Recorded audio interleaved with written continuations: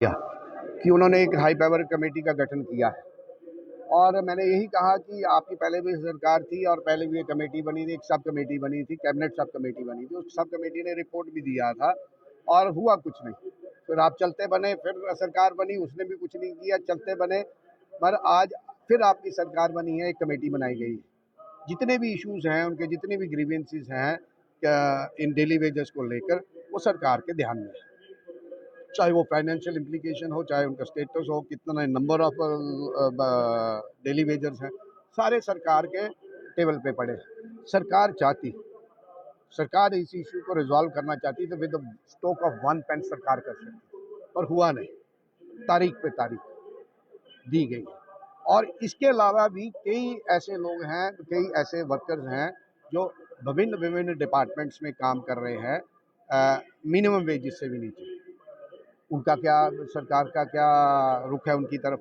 आपके एसपीओज हैं, आप 15 साल उनका इस्तेमाल करते हैं, फ्रॉम 6,000 से लेकर 18,000 रुपये तक, उसका क्या है? ठीक है, इनके डोमेन में नहीं है। आपका एक आंगनवाड़ी वर्कर एक हेड क्लर्क से, जूनियर क्लर्क से ज़्यादा काम करती है, मतलब ऑनरेरियम पे काम करती है।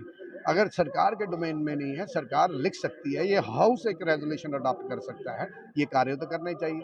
इसके अलावा मैंने शापरकंडी की बात की, इसके उच्च मल्टीपर्पज़ की बात की, सेवा प्रोजेक्ट बंद पड़ा है उसकी बात की, जो उड़ीसा में कोल माइंस जिसको आज तक एक्सप्लोर नहीं किया हुआ उसकी बात की। ऐसे अनेक इश्यूज जो कॉन्स्टिट्यूंसी और स्टेट स्पेसिफिक इश्यूज थे उनको लाया। फिर हर बजट सेशन में बात होती है कि जम्मू के टूरिज्म को टैप किया जाएगा। कभी कहा जाता है बॉर्डर टूरिज्म की टर्मिनोलॉजी यूज़ की जाती है, कभी रिलीजियस टूरिज्म की, कभी एडवेंचर टूरिज्म की। मैंने कहा कि जब तक कनेक्टिविटी नहीं होगी, जब तक इंफ्रास्ट्रक्चर नहीं होगा, आज ईश्वर की कृपा से मोदी साहब के रहमो करम पे आज हमारा नेशनल हाईवे कंप्लीट होने वाला है। आज कश्मीर में रेल पहुंच गई है, आपका अल्टरनेटिव रजौरी पुंछ का रूट है। मैंने कहा इसी तरह हमारा जो कठुआ का एरिया है, आपकी थर्ड एक ऑप्शन होगी वैली को कनेक्ट करने के लिए।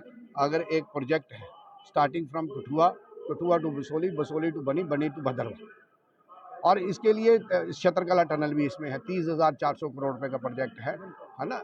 अगर एक कनेक्टिविटीज़ बनेंगी तो ऐसे ही एक कठुआ का रेल का प्रोजेक्ट है, इसी पैटर्न पे अजीज़पुर विलेज से कठुआ टाउन से बिलावर, बिलावर से मनवाल, फिर पीनीपुल से बसोली, बसोली से बनी, बनी से भदरवा। जब ये इंफ्रास्ट्रक्चर बनेगा, आपका रंजीत साहब का डैम जहाँ एक बहुत बड़ी स्पोर्ट्स की एक्टिविटी हो सकती है, आज तक हुई नहीं।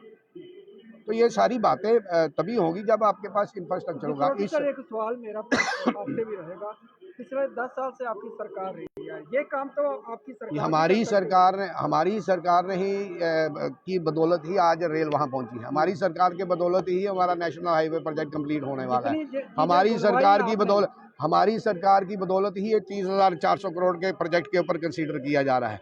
जितना भी कार्य हुआ है, एम्स हमारी सरकार में आया है, IIT हमारी सरकार में आया है, मेडिकल कॉलेजेस हमारी, हम यही सरकार से विनती कर रहे हैं। इट डजेंट मैटर कि आप सरकार में हैं, हम सरकार में हैं। मैंने इनको एक उदाहरण दिया, मैं लोगों का पॉलिटिकल डिस्कोर्स चेंज हो गया है। आज लोग धरना नहीं करते, आज लोग प्रदर्शन नहीं करते। मैंने एक कठुआ के नौजवानों का उदाहरण दिया कि उन्होंने ये रेल प्रोजेक्ट जो सरकार को काम करना चाहिए उन्होंने बनाया है। उन्होंने कोई धरना नहीं किया, कोई प्रदर्शन नहीं किया, कोई हाय हल्ला नहीं किया। पर ये पॉलिटिकल डिस्कोर्स में जो चेंज है, सरकार उसको फॉलो। लेकिन जितनी भी आपने चीजें गुनवाई हैं जो पिछली सरकार की नाकामी, देखो, सरकार इन कंटिन्यूटी वर्क करती है। मैं किसी सरकार को नहीं कहूँगा कि किसी सरकार ने कुछ किया नहीं पिछले 70 साल में। सरकारों ने कुछ किया है तो हुआ है। हमने कहा है कि आगे क्या हो सकता है, उसका हमने एक अवेलेबल ऑप्शन सरकार के सामने रखा है। तो उनका शोर क्या है अब देखते हैं चीफ मिनिस्टर साहब क्या रिप्लाई दें।